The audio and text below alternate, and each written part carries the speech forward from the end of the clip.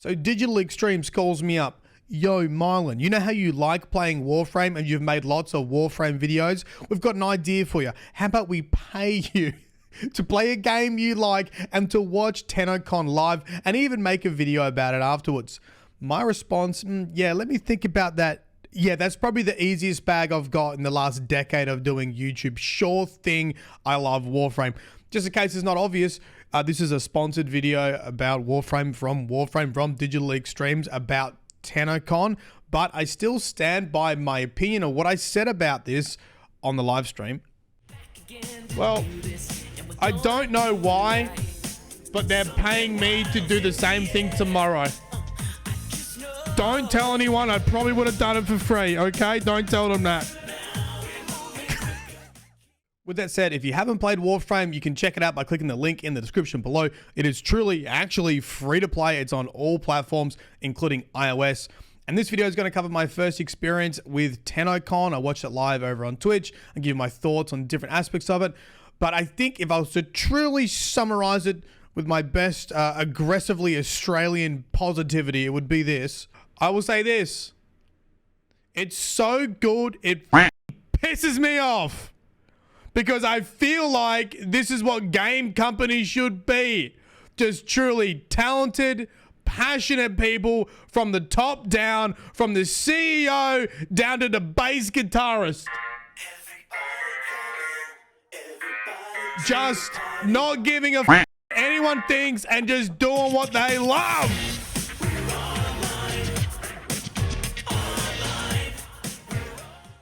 But on a serious note, for someone who's just kind of joined the Warframe community, it is really fascinating to break down Digital Extremes' sort of relationship with the community. And in my mind, I think DE is really leading the way in a long-term looter shooter live service, or just live service in general, in regards to community building. And I think Tennocon is a really good example of how they've built a community in a live service game. And I want to talk about it. But before we get too serious about the other aspects of Tennocon, let me say this. I had some massive imposter syndrome watching Tennocon live.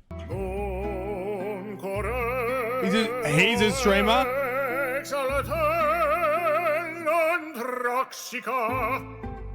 Is he actually singing there, or is he pretending?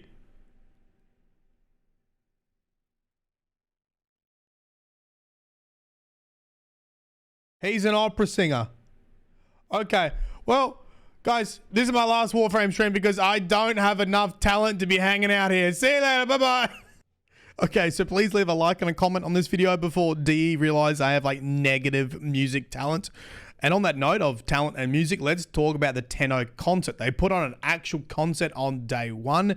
And firstly, this works because of how much effort DE has put into releasing absolute bangers after bangers. They mainly focus on the 1999 soundtrack, which is incredibly nostalgic. People in the chat are like, I don't like boy bands, but this is kind of good. And it wasn't just boy bands, that's a big part of one of the themes, but it was really, really entertaining and great to watch.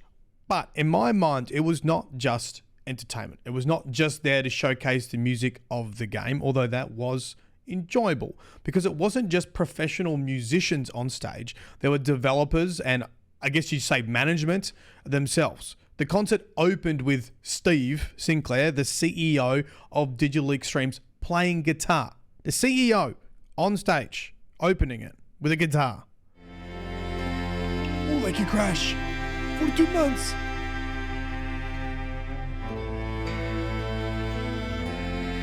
Is that Steve? Nah, everyone's pissing me off. Everyone's actually too talented. It's actually annoying me.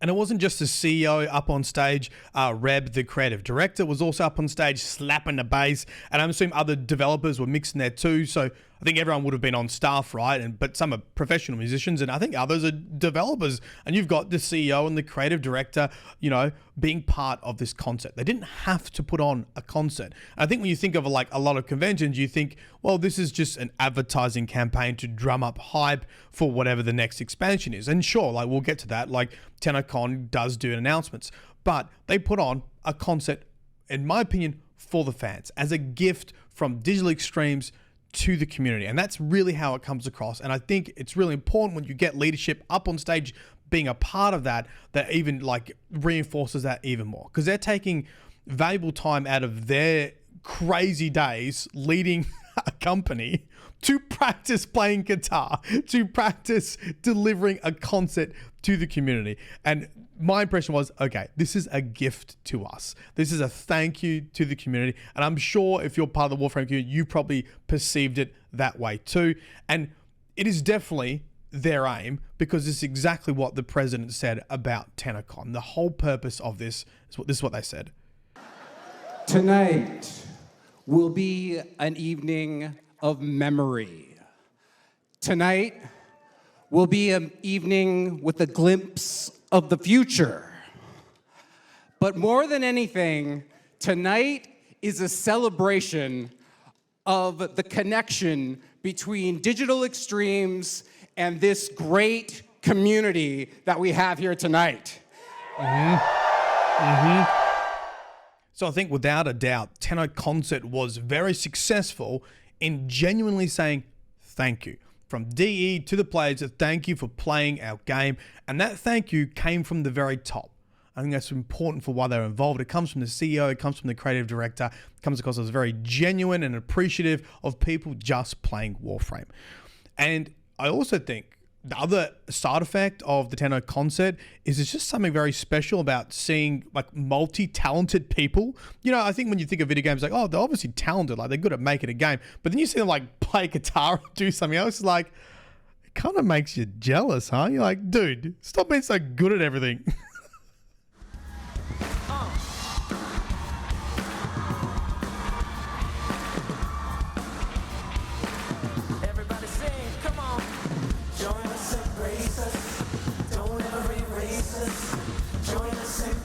Nah. I'm reporting for hacking. He's got too many skill points in athleticism, singing, dancing, game development. It's illegal. The impression I get is that these are just really creative, talented people who are in a company that supports and nourishes and allows that creativity to come forth. And I think that's what the Tennocon Concert did. I think it's easy to think, oh, it's just entertainment, it's just playing his favorite soundtracks, but I truly believe it does more than that. It shows that their developers are talented. It shows the culture of the leadership, and also does something I haven't mentioned before, which is provides another avenue of communicating with Warframe players, and that is through music. A lot of games will have like fan art and other way that they'll communicate with their audience and content creators, but music is also a great one. And because they've got so many bangers, it provides heaps of opportunity for talented musicians to interact with DE, right, who are outside of the company, and to make covers and other things to enjoy the game. Without doubt, in my mind, the Tennocon Concert was a fantastic success. But I also want to talk about some other panels that I watched, specifically the narrative panel and also the main announcements panel, the Tenno Live, which is the part I'm actually sponsored to comment on. But, considering I did 10 years of lore on another video game, I want to probably cover the narrative panel. Even though I'm not super familiar with Warframe, I really enjoyed like the lore of Warframe. I really enjoyed the narrative panel because it was more about the design principles. They had the lead writer, the principal writer, the narrative director, and also one of the voice actresses on. Super interesting. And one of my favorite quotes was this. One of the guiding tenets we got handed to us, down to us from Steve, was drive it like you stole it. Yes. Really, like he literally said that if it doesn't feel like it's dangerous, you're not pushing hard enough.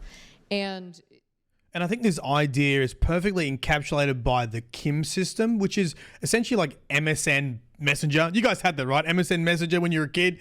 And it's used in the game to romance the other characters in 1999. It uses a text system with multi-pathing dialogue options. But I think the important thing is it's not just them recklessly just trying crazy stuff and throwing stuff at the wall and see if it works. Although there is a little bit of that. Drive it like you stole it. But I think it's more about the commitment to those risks. Once they've locked that risk in, they go full force. I want to show a visualization that we put together to give you a sense of just how much dialogue was there. We have a short clip. Yeah. And Kat, do you remember the stats? I do. And it's the reason why this video is glitchy is because this is a manual zoom out in Illustrator because every other software crashed. This is 240,000 words of dialogue. This is all Eleanor. 280 conversations. There's Letty on the right. Yep. Yeah. And 16,000 strings. The principal writer, Kat Kingsley, goes on to say how it was a pleasure to write the Kim system, and then says this insane thing, dedicating themselves to players. And when it came out, though, the community embraced it with an open mind and met it on an open playing field. And I do not know of another games community that would have ever done that. And I'm sorry, I'm tearing up. I do not know. I cannot explain how humbled and how honored I am to write for a group of people that embraces something like this in a freaking Space Ninja game. It's true. It's true. You rock. I will write for you all till the heat death of the universe until I'm able. Cut. And I think she makes an incredibly interesting point. How do you have a looter shooter ninja game and put in like a mini text game romance option, right? And it's just so well accepted. Well, this is my interpretation of why it was so well accepted. And that's because they went full force with it. It was very respectful of all the lore that came before it, added more story and more lore. People wanted to play it because they wanted to learn more about these characters, and it was the perfect delivery vessel to do that. I mean, sure, there's a section that are like bonk, go to horny jail, but there's also a bunch of people that just loved learning more about the lore and story of Warframe, and this, because it was set in the 90s, this was the perfect delivery method for that. And like the amount of text and different pathways you could go, and obviously endings you could have, was so well done that, you know, it was well received. If they skimmed out on that, if that was very superficial, if it was just like, oh yeah, we'll do like a romance system, that will get all the horny Warframe players happy, like it wouldn't have been as good. It's because the detail was there. And I truly do think DE does this often, and it's the same with the music. They create this cycle of success where they absolutely put all their effort, they pick something, they put all their effort into it, whether it's a banger song, whether it's a instant messaging system, right?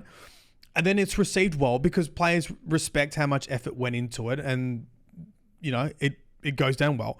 And then you get people like Kat, they're like, okay, well, I feel really appreciated now because you guys all love my work and I've done a really good job on this. So now I'm going to keep writing until the sun explodes. Right, so you end up getting devs working really hard, players loving because, hey, you put all this effort in it and it's a free-to-play game, and this is actually pretty amazing, free-to-play game, and then developers feeling appreciated and respected and then working even harder. Who would have thought you could have a live service game like that? The other super interesting dynamic I picked up from the narrative panel was not just between the narrative team and the Warframe players, like that interaction, but rather the narrative team, like the writer, the principal writer, lead writer, and the voice actors and actresses. So they did have Eleanor, or Amelia Tyler, up on stage, who plays Eleanor, and both the lead writer, Adrian, and Amelia, was speaking about this back and forth nature of between the actresses, the actors, and the writers, and how the writers were taking inspiration from from those people doing the voice lines. I mean, Ben Starr even makes a very brief appearance in like a skit during the panel as well. And they very much seem like a collaborative approach between the voice actors and the writing team. And in some cases, almost writing lines for them. And I think that's why you get such natural characters in Warframe, such likable characters in Warframe. And I think very much seems like they're welcome to the DE team. They're not just showing up to read lines and then just leaving. They love their characters. They appreciate their characters. They know what's going on with their characters. And they're part of that team that has this infectious passion. Finally, I should talk about the big announcement section of Tennocon. They did a live showcase of what they're calling the old piece. This is their next update coming this year. By the way, bonkers that it's a live showcase. Like, most conventions will not do that because not only of just like the technical issues, but like if things go south, it's going to be bad and embarrassing. I think the fact that they do this stuff live, I think is also testament to the relationship they have with their community. That they're also just not ashamed to like make a mistake in front of the community because there's so much goodwill there already. Anyway, I'm off target. We watched some gameplay of the old piece, and this gives players opportunity to play some older lore. Correct me if I'm wrong. It looks like they go into this Matrix kind of a simulation, and they're actually playing a section of lore and history from the past. So you get to experience it. You're not just told about it. You don't have to read about it. You're not just shown a cutscene about it, but you actually get to play it. And anyone who's been a fan of this channel, been watching this channel for a long time, I love this stuff. I love this idea. I love the idea of going back and reliving the lore and story. So super exciting to see that. The other thing I'm super excited for is they're going to introduce a mod quest. At Digital Extremes alone, we couldn't solve. And this has been a request for literally 12 years. What could it be that is such a, daunting task that we actually had to work with a partner? No. This is actually a more serious request, and we are proud to announce that in the unannounced fall 2025 update, for the first time in Warframe history, we are doing a mod quest to teach you how to mod. That's for me! So not only that. That's for me! This will properly integrate This was easily the greatest barrier for me starting Warframe all these years later. I only played it for the first time like this year, and working out where to get mods from, how to equip mods, which mods to equip. Like, I definitely think there was a big barrier for me, for new players, to like getting to the build crafting. And I came to the conclusion, you just have to watch YouTube videos. You just have to work that out by going outside the game to watch it. So very interested to see what they do. I think I did come to the conclusion in my first review of Warframe in 2025 was that there couldn't be anything done. There's just too much volume of information there. People are just going to have to accept they're going to have to go watch a YouTube video. So we'll be very interested to see what they put in this mod quest to help new players understand the game better. And finally, the last thing I noticed from the live gameplay was how good the bosses and the boss mechanics looked. It was another one of my heavy criticisms of Warframe, is that some bosses were okay, some bosses were great, and some bosses were complete stinkers, over the years of Warframe delivering content, and that I would love for bosses to be a little bit more mechanic based or just better in general. And these ones look like absolute bangers from what we could see. The bosses in the not the old war, the old piece update coming later, look really, really good. So I'm excited to play through those bosses and see how they run. Big thanks, DE, for Warframe, for sponsoring this video, for paying me to say something I was probably going to say anyway. Don't tell them that. I will leave you with a final clip from stream. Like and comment, greatly appreciate it. See you, bye. My overall vibes of Tennocon and the concerts is just how incredibly talented they are overall as a company, how it drips down from the top leadership when you get the CEO smashing a guitar when they walk out on stage, and then the passion, and then just giving back to the community. This is why people freaking like playing Warframe, is because of that relationship. I think it's a big part of it.